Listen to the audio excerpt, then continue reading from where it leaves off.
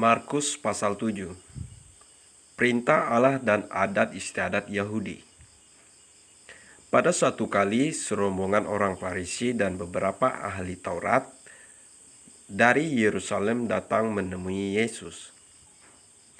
Mereka melihat bahwa beberapa orang muridnya makan dengan tangan najis, yaitu dengan tangan yang tidak dibasuh. Sebab orang-orang Farisi seperti orang-orang Yahudi lainnya tidak makan kalau tidak melakukan pembasuhan tangan lebih dulu, karena mereka berpegang pada adat istiadat nenek moyang mereka. Dan kalau pulang dari pasar, mereka juga tidak makan kalau tidak lebih dahulu membersihkan dirinya. Banyak warisan lain lagi yang mereka pegang, umpamanya hal mencuci cawan, kendi, dan perkakas-perkakas tembaga. Karena itu orang-orang Farisi dan ahli-ahli Taurat itu bertanya kepadanya, "Mengapa murid-muridmu tidak hidup menurut adat istiadat nenek moyang kita, tetapi makan dengan tangan najis?" Jawabnya kepada mereka, "Benarlah nubuat Yesaya tentang kamu, hai orang-orang munafik. Sebab ada tertulis, bangsa ini memuliakan aku dengan bibirnya, padahal hatinya jauh daripadaku.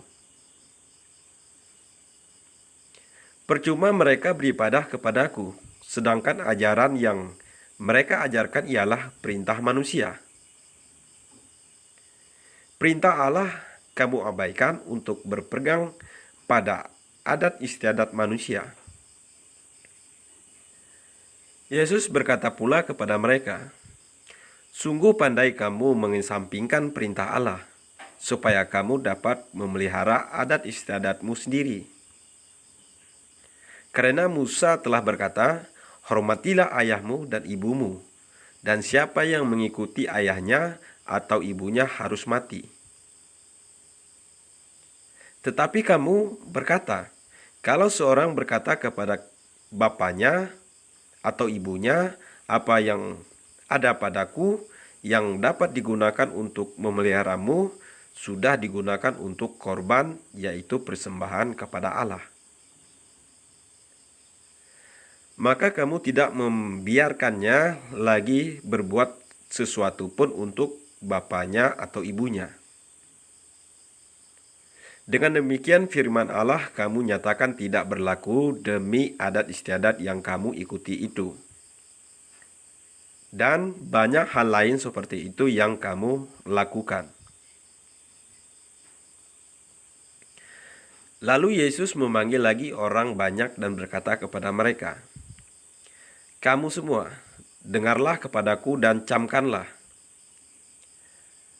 Adapun dari luar yang masuk ke dalam seseorang tidak dapat menajiskannya, tetapi apa yang keluar dari seseorang, itulah yang menajiskannya.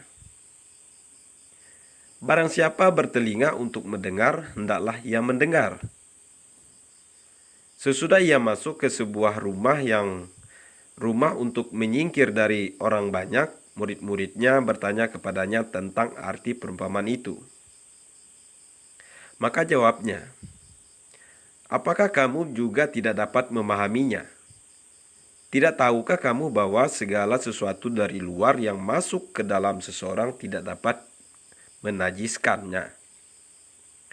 Karena bukan masuk ke dalam hati tetapi ke dalam perutnya, lalu dibuang di jamban. Dengan demikian ia menyatakan semua makanan halal." Katanya lagi, "Apa yang keluar dari seseorang itulah yang menajiskannya. Sebab dari dalam, dari hati orang timbul segala pikiran jahat, percabulan, pencurian, pembunuhan, persinahan, keserakahan, kejahatan, kelicikan, hawa nafsu, iri hati, hujat, kesombongan, kebebalan. Semua hal-hal jahat ini timbul dari dalam dan menajiskan orang." Lalu Yesus berangkat dari situ dan pergi ke daerah Tirus. ia masuk ke sebuah rumah dan tidak mau bahwa ada orang yang mengetahuinya, tetapi kedatangannya tidak dapat dirahasiakan. Malah seorang ibu yang anaknya perempuan kerasukan roh jahat segera mendengar tentang dia, lalu datang dan tersungkur di depan kakinya. Perempuan itu seorang Yunani bangsa Fenisia. Ia memohon kepada Yesus untuk mengusir setan itu dari anaknya. Lalu Yesus berkata kepadanya, "Biarlah anak-anak kenyang dahulu, sebab tidak patut mengambil roti yang disediakan bagi anak-anak dan melemparkannya kepada anjing."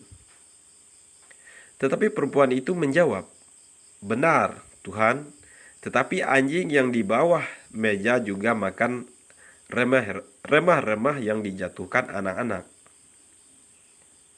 Maka kata Yesus kepada perempuan itu, "Karena kata-katamu itu, pergilah sekarang sebab setan itu sudah keluar dari anakmu." Perempuan itu pun pulang ke rumahnya, lalu didapatinya anak itu berbaring di tempat tidur, sedang setan itu sudah keluar. Kemudian Yesus meninggalkan pula daerah Tirus dan dengan melalui Sidon, pergi ke danau Galilea di tengah-tengah daerah Dekapolis. Di situ orang banyak kepadanya seseorang yang tuli dan yang gagap dan memohon kepadanya supaya ia meletakkan tangannya atas orang itu. Dan sesudah Yesus memisahkan dia dari orang banyak, sehingga mereka sendirian, ia memasukkan jarinya ke telinga orang itu, lalu ia meludahkan dan meraba lidah orang itu.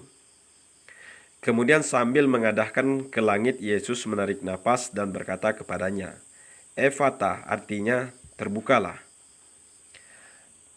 Maka terbukalah telinga orang itu dan seketika itu terlepas pulalah pengikat lidahnya, lalu ia berkata-kata dengan baik. Yesus berpesan kepada orang-orang yang ada di situ supaya jangan menceritakannya kepada siapapun juga. Tetapi makin dilarangnya mereka, makin luas mereka memberitakannya. Mereka takjub dan tercengang dan berkata, "Ia menjadikan segala-galanya baik. Yang tuli dijadikannya mendengar, yang bisu dijadikannya berkata-kata."